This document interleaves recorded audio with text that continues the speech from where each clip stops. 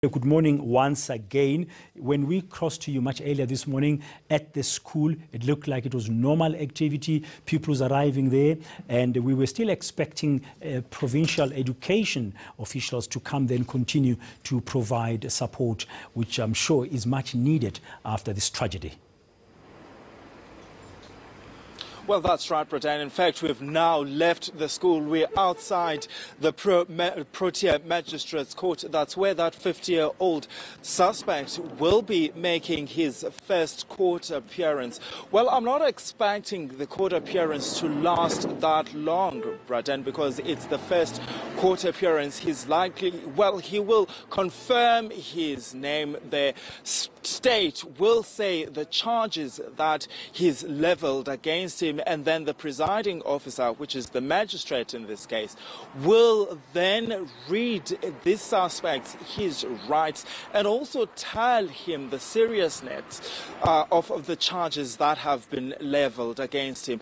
Depending on whether he already has a lawyer or not, this matter might be postponed for further investigation, or it might be postponed for him in order to get a lawyer. That's if he is in need of a legal aid lawyer. Britain? Okay, Malungelo, let's just remind our viewers again about what we've managed to get to grips with in terms of this tragedy since it happened.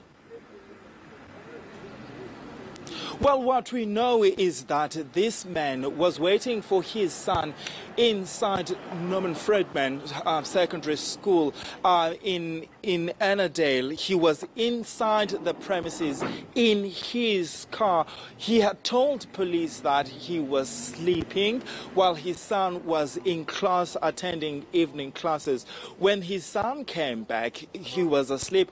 Obviously, he shook his car to try and wake him up, and he thought, he was freaked out, and he pulled out a firearm and he shot his son. That's what he has told the police and his family. He says he shot his son by mistake because he thought that he was being hijacked. And of course, there has been speculation that we've heard that there was an altercation between the two prior to that.